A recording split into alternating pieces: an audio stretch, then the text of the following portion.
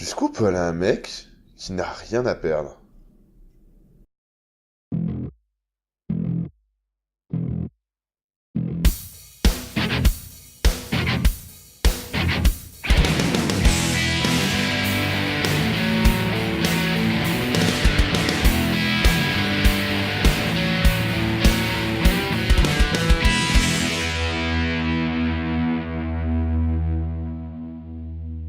Salut tout le monde, aujourd'hui je vous parle de Overbleed. Overbleed est un seinen de 20th Realm, prépublié dans le magazine Young Indian et publié par l'éditeur Square Enix en 3 volumes sortis entre juillet et novembre 2008. La version française sortie entre octobre 2010 et avril 2011 est éditée par Kiyun. Il nous raconte l'histoire de Kei, un jeune lycéen se faisant malmener et humilié par ses camarades de classe et délaissé par sa famille. Wow. Non mais c'est même plus une VDM à ce niveau-là. Jusqu'au jour où son ami Akira lui propose de se suicider. Normal. Hey mec, tu fais quoi demain? Ça te tente un petit suicide? Génial, on se dit demain 20h? Impec, tu vas voir, on va se marrer. Bon, bisous à ta mère. Les deux amis décident donc de sauter du haut d'un building, mais Kei survit, ce qui n'est pas le cas de son camarade.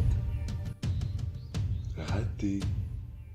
Un an plus tard, il apprend l'existence d'un site internet du nom de Overbleed, sur lequel des combattants de rue postent des vidéos de leurs combats.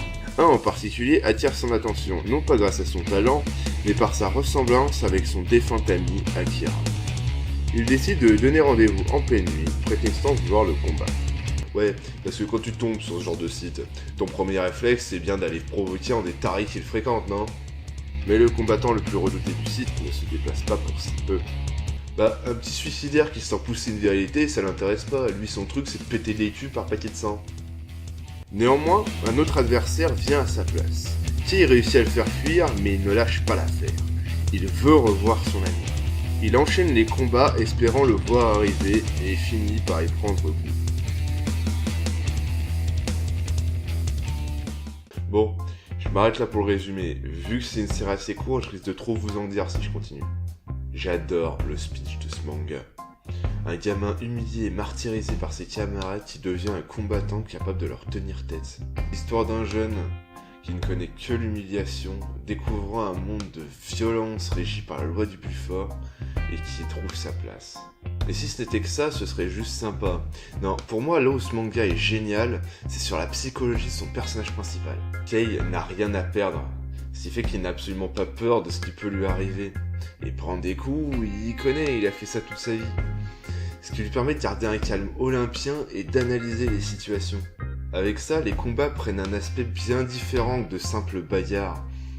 Un aspect assez proche de ce qui se passe dans la tête d'un boxeur finalement. Et la mise en scène simple et efficace permet une compréhension des combats assez énorme. Ça accentue l'immersion et ça nous plonge vraiment dans la tête de Kei à chaque bataille.